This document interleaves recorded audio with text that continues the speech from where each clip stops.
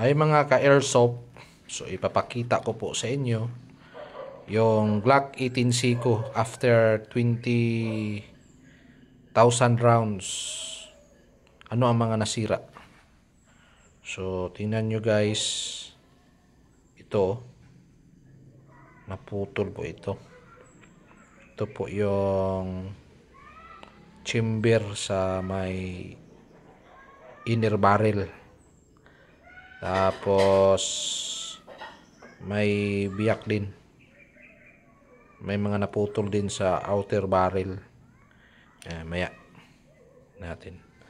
Tapos sa kanyang full auto, yan o.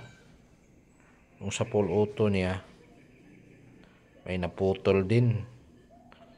So yan. Kaya ako bumili ng bagong Glock 18.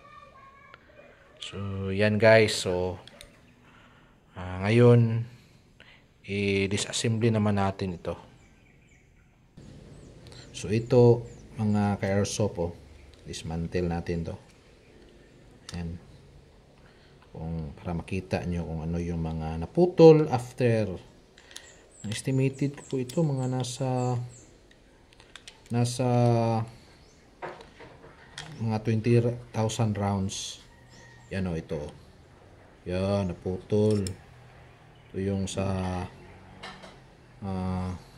inner barrel. Yan o. Tapos yan o, may gasgas na. Tapos ito o, naputol o. Diba? Putol. Yan dyan o, yan o. So, yan. Ito o. Naputol sa yung full auto at semi-auto function niya. Kaya hindi ko na yan gagalawin. Baka yung spring niyan ay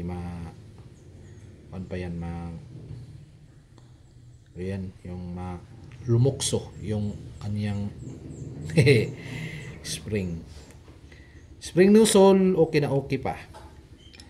So yan mga idol, no, balik natin. Yun yung problema sa mga wheel. Actually pangalawa ko na to. Ito outer and inner barrel na pinalitan ko kasi ang wheel ay madaling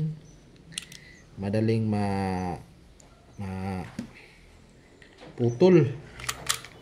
Malambot ang kanyang ano.